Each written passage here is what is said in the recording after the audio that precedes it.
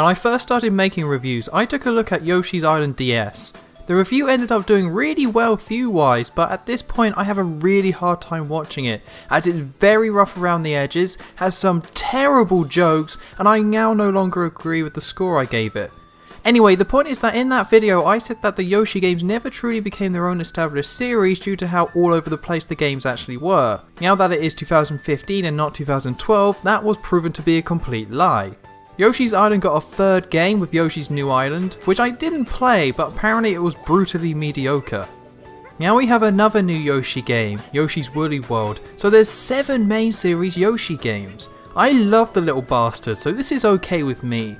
Yoshi is my first choice in any Mario game ever since Mario Party 2, even though I never played as SNES, which introduced the character with Super Mario World and Yoshi's Island. I loved Yoshi's story, which was helped by the fact that I was 6 when the game was released, so I'm slightly biased when it comes to Yoshi. This of course means that I'm very interested in Yoshi's Woolly World for the Wii U. It was developed by Goodfill, the same team that made Kirby's Epic Yarn. It's funny that the same team that made a Kirby game made a Yoshi game because the two characters have a similar history. The original games are classic platformers that everyone loved, but future games in the series became more about focusing on experimenting on new ideas and gimmicks, with the latter attempts to recapture the same magic of the originals being failures. Back on topic, Yoshi's Woolly World was released on the Wii U at the same time when most people would say that the console is a failure and people are more interested in the NX. Despite this, is Woolly World a great Yoshi game, or would it be condemned like Yoshi's New Island? Let's take a look. Yoshi's Woolly World starts with all the baby Yoshis hanging out in a place called Krav Island. Kamek the wizard shows up and starts turning the Yoshis into yarn and kidnapping them. 2 Yoshis manage to avoid being turned into yarn and try to stop Kamek. They are unsuccessful but give chase in an attempt to save all the Yoshis. Plot wise, there's not much to it, so let's jump right into the gameplay. While you now control a baby Yoshi rather than a fully grown one, your main abilities remain largely the same. You can flutter jump to remain in the air longer and gain height, and you can eat enemies and turn them into eggs to use as projectiles. Despite Yoshi standing upright in this game, it still very much plays like Yoshi's Island. Control wise, there have been a few tweaks. The first one is that Yoshi doesn't move that fast. Woolly World is a slower paced game, so while Yoshi does speed up by turning his feet into wheels when he runs, it's not as fast as Yoshi's Island. The second change is that the flutter jump can be performed multiple times while in the air without losing too much height. This means that you can flutter in roughly the same spot for as long as you like, as long as you don't get hit. The trade-off is that you don't gain as much height from the flutter jump anymore. The final change I'm going to mention here that isn't really control related is that there's no baby Mario. You have traditional health, so if you get hit you lose hearts, and if you lose all your hearts you die. While some may say these changes make the game too easy, I would say that they result in a much more smoother gaming experience. The slower pace makes sense as the focus is on searching levels to find collectibles, not avoiding obstacles like in Mario. Being able to repeatedly use the flutter jump means that if you're killed by a bottomless pit, then it's completely your fault, meaning there's less cheap and frustrating deaths. Finally, not having to catch baby Mario each time you get hit makes difficult sections less annoying and less messy. I'll talk more about the difficulty later, but to me, these are all positive changes to the Yoshi's Island control scheme. What makes Yoshi's Woolly World stand out is the art style. On Krav Island, everything including the world, creatures and Yoshis is made out of wool.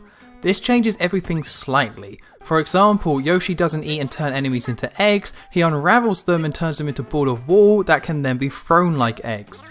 This isn't an unique idea. Kirby's Epic Yarn featured this aesthetic, and before that there was Little Big Planet, where you played a Sackboy that was made out of wool. What makes Woolly World different is the extent that the developers went through to create everything out of wool. There are buttons everywhere, characters have fuzz around them, blocks can be pushed on them causing them to crease, and many more touches. It's great to look at and makes for a very charming game. It shows just how creative you can be when you're using HD visuals like this. I will say though that gameplay wise, creating the world out of wool doesn't add much. You could change the graphics to a more traditional look and the gameplay wouldn't change, as there's no gimmicks involving the wool. You have sections like one level where you're riding on curtains, but you could just replace the curtains with rope and it would be the same. I would have liked them to use the wool gimmick to make the gameplay more unique. As it is, the style of the game definitely makes for a more enjoyable experience as it's so nice to look at, and it makes going through levels more interesting, but there's more they could have done here. While the wall gimmick doesn't add much gameplay wise, that doesn't mean the gameplay is dull. It takes the same approach as Super Mario 3D World when it comes to the level design. Each level will introduce some gimmick, it will use that gimmick in a few different ways, and then you move on to the next level which has its own gimmick. These level gimmicks range from using fire to melt ice blocks, trying to keep up with curtains that reveal ghost platforms, using bombs to destroy wooden structures, and of course working with Poochie to get over spiked gaps.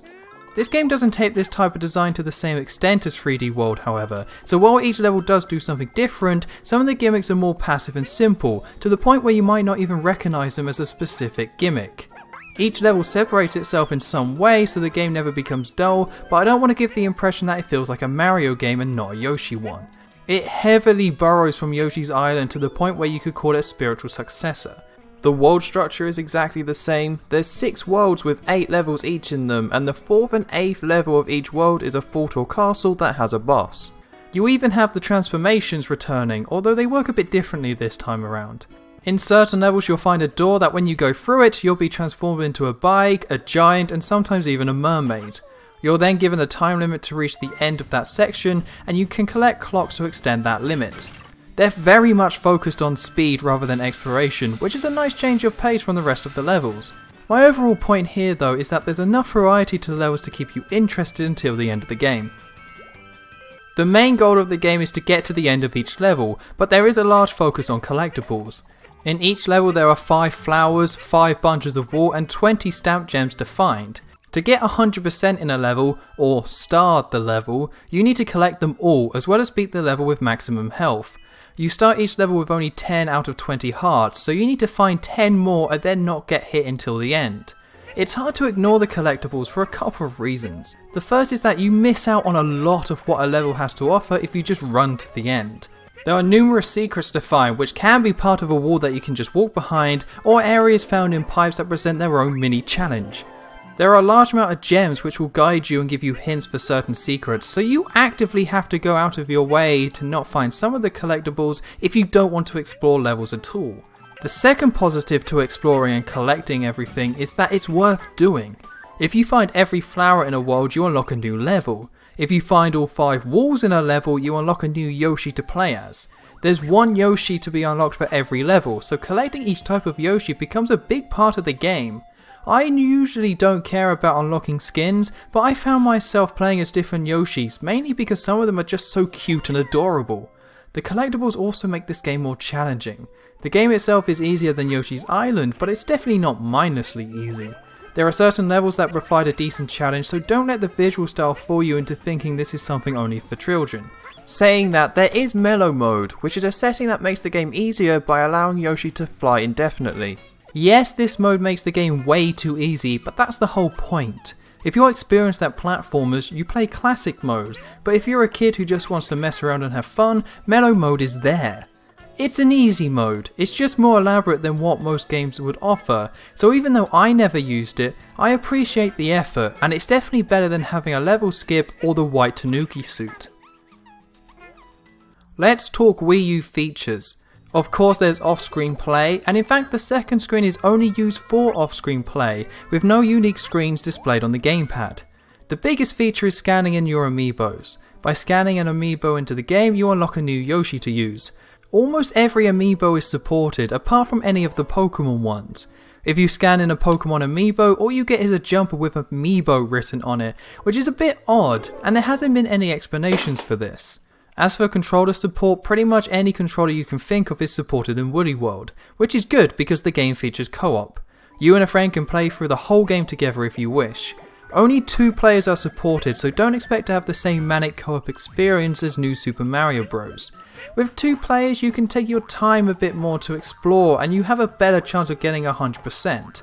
You can still mess around of course, as you can eat the other player and spit them out, but it's a less manic and arguably better experience than any other 4-player co-op games.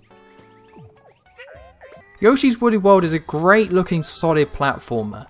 It takes the Yoshi's Island formula and gives it a new art style, which adds so much charm to the game. The gameplay provides a more collecting focused alternative to Mario that we've come to expect with Yoshi, and it still works well. I have 2 complaints that stop this game from being a classic.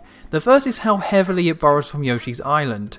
I struggled writing this review without mentioning Yoshi's Island in every sentence because it takes so much from that game. I wish it separated itself a bit more, which brings me to my second problem. The fact that the wall gimmick isn't used beyond giving it a great look and feel. These problems doesn't mean it's not good. In fact, I had a lot of fun playing through it, but it needed to stand out more. My score is 8.0 out of 10. It's a platformer that really uses HD graphics to create a unique feel, and it makes it hard not to like.